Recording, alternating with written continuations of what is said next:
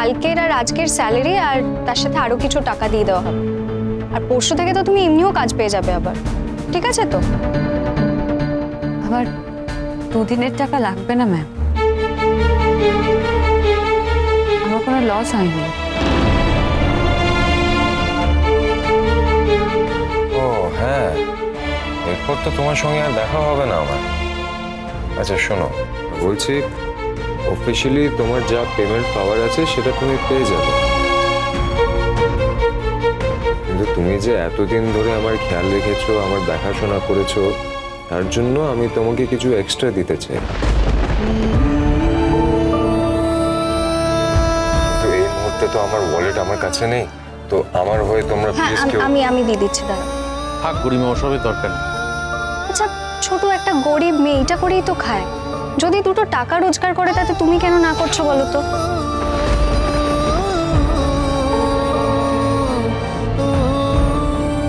এই নাও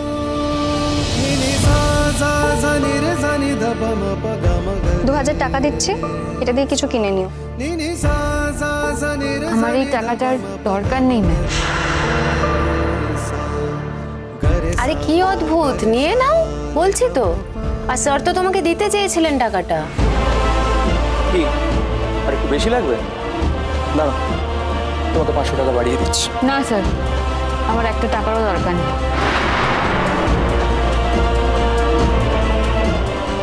এই একটা টাকাও লাগবে না মানে? তুমি কি এখানে ফ্রিতে কাজ করো? তাও বলছে না জাহ্নবী, এই যে এক্সট্রা টাকাটা তোরা দিচ্ছিস এটা ওর লাগবে না, সেটাই ও বলছে।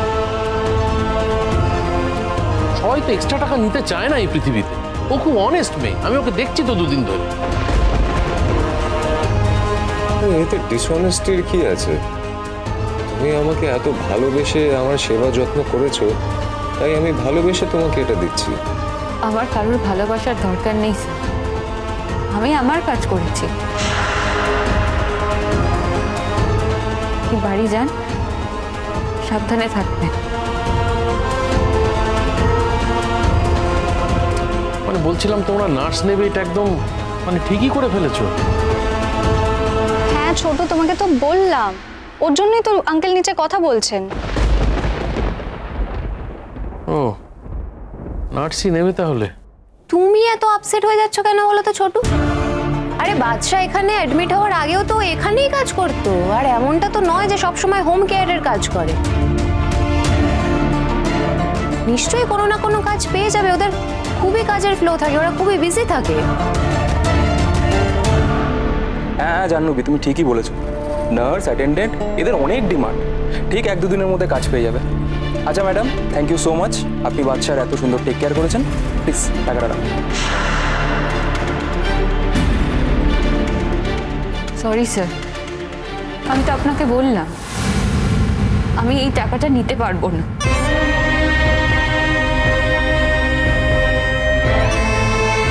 আচ্ছা শোনো, তোমাকে টাকা দেওয়া হচ্ছে বলে হয়তো তোমার খারাপ লাগছে, টাকার বদলে যদি তোমাকে কিছু কিনে দেবো। না স্যার, কোনো কিছুরই আমার কোনো দরকার নেই।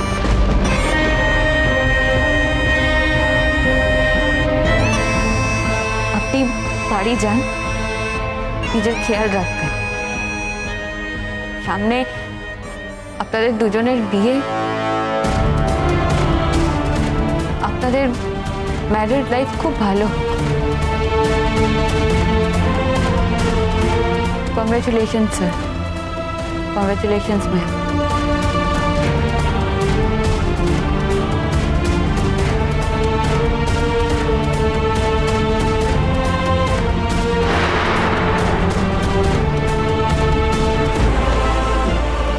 মেয়েটা তো খুব অদ্ভুত মেয়ে, টাকাটা নিল না। এদের অনেক ব্যাপার আছে, তুমি বুঝবে না। এভাবে চাপ দিয়ে বেশি টাকা নেওয়ার ধান্দা। সবকিছু তুই বুঝে গেছিস না রাজা? একটা মানুষকে দেখেই বুঝে গেলি সে কি এরকম ডিসঅনেস্ট। তুমি এত রিঅ্যাক্ট করছো কেন ছোট? না, ও না জেনে কথা বলছে বলে রাগ হচ্ছে আমার। মেয়েটাকে তো তোমরা চেনো না ভালো করে, আমি তো এখানে ছিলাম, আমি দেখেছি। অত্যন্ত ভালোভাবে সেবা করেছি। কি সিনসিয়ার মেয়েটা, কি অনেস্ট। মাত্র 1 ঘন্টা ঘুমোতো সারাদিন। কিচ্ছু না জেনে আজে বাজে কথা বলছিস। ছোটু, মেয়েটার অ্যাড্রেসটা নিয়ে নিও। কেন, অ্যাড্রেস দিয়ে কি হবে? না, ওকে আমি বলেছি আমাদের বিয়ের অ্যানাউন্সমেন্ট পার্টিতে আমি ওকে ইনভাইট করব। তোর কি মনে হয় বাচ্চা ও আসবে? আসবে না কেন, আসতেই পারে। মাত্র 2 দিনের আলাপ, আর এর মধ্যে তুমি একেবারে বিয়ের অ্যানাউন্সমেন্ট পার্টিতে ওকে নিমন্ত্রণ করে ফেলবে। ওই আমাদের মধ্যে কথা হচ্ছিল, তাই কথার মাঝেই আমি ওকে আমাদের বিয়ের কথা বললাম, আর বললাম যে আমি আমাদের বিয়ের সময় ওকে ইনভাইট করব, তাই আর কি বলেছি। যখন ইনভাইট করবোই। তুমি নিশ্চিন্ত থাকো গরিমা, ও আসবে না। আচ্ছা, তুমি এত কনফিডেন্স নিয়ে কি করে বলছো বলো তো যে ও আসবে না? ওরা খেটে খাওয়া মানুষ গরিমা, বড় লোকদের বিয়ে বাড়িতে যাওয়ার থেকে খেটে খেলে ওদের বেশি লাভ হবে।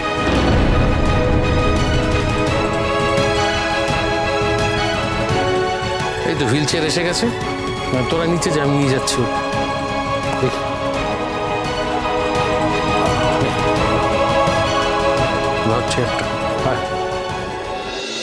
কোনো প্ল্যান বার করতেই হবে, কিভাবে তোমাকে কিছু একটা করতে হবে। তোমাকে এইভাবে ফেলে আমি যেতে পারবো না। ছোট, তুমি এত টেনশন করো না, আমি তো বললাম আমি ম্যানেজ করে নেব।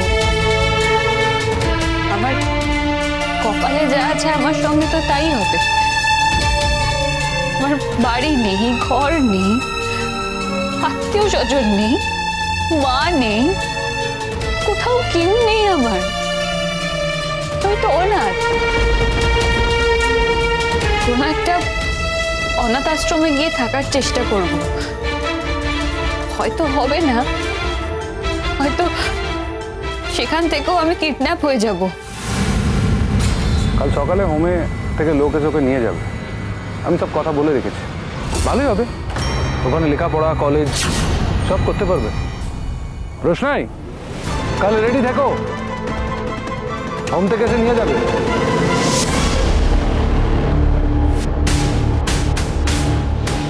কে কিডন্যাপ করবে তোমাকে? ওই রাজেশ? রোশনাই, যা ঘটে গেছে এরপরে রাজেশ তোমার সঙ্গে কি করতে পারে কোনো ধারণা আছে তোমার? সারেন্ডার করলে তো আর কিছু করবে না। খবরদার রোশনাই, এই কথাটা একবার মুখ দিয়ে উচ্চারণ করেছো, আর কোনো দিন যেন না করো। বাচ্চাকে আমি কি জবাব দেব? খবরদার এই কথাটা বলবে না। আমি আর তোমাদের ঘরে বোঝা হতে চাই না ছোটু। কদিন এখানে ছিলাম কারণ আমার কাছে আর কোনো উপায় ছিল না। সার্চিকে এখানে এভাবে রেখে আমি যেতে পারতাম না। কতবার আমার জীবন বাঁচিয়েছেন, সেই জন্য আমি এখানে ছুটে এসেছি। এখন তো উনি ভালো হয়ে যাচ্ছেন, ওনার ভাবি স্ত্রী আছে, ওনার আত্মীয় স্বজন আছে, এখানে তোমাদের বাড়ির সবাই আছে। তারপর গরিমা দিদির সঙ্গে ওনার বিয়ে, একসাথে সুখে থাকুক। তুমি তো দেখলে ছোটু, আমার থাকা মানেই অশান্তি। এইভাবে আর লুকিয়ে লুকিয়ে কতদিন চলবে? তাই আমাকে এখান থেকে চলে যেতেই হবে ছোটু। কিন্তু তোমার একলা ফেলে আমার পক্ষে এখান থেকে যাওয়া সম্ভব নয়, কোনো মতেই নয়। ছোটু, রাজা আসছে, মাছটা পড়ে নাও। শোন না, বলছি যে আমি চলে যাচ্ছি তো, তাই ওনার সঙ্গে একটু কথা বলে যাচ্ছিলাম। ভালোই করেছো তুমি ওনার সাথে কথা বলছো। বলছি ছোট, কোনো নাচ পাওয়া যাচ্ছে না এই মুহূর্তে। তাই নাকি? হ্যাঁ, বলছি ম্যাডাম, আপনি যদি 2-1 দিনের জন্য একটু ম্যানেজ করে দিতে পারেন প্লিজ, খুব সুবিধা হয় তাহলে।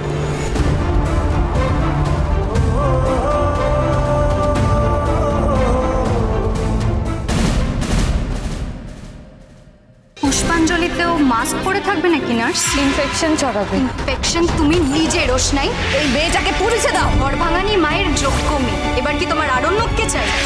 ঋতু, মাকে প্লিজ এভাবে অপমান করো না। গরিমা, আমার জীবনে রোশনাইয়ের কোনো জায়গা নেই, কোনো জায়গা নেই। रोशनाई।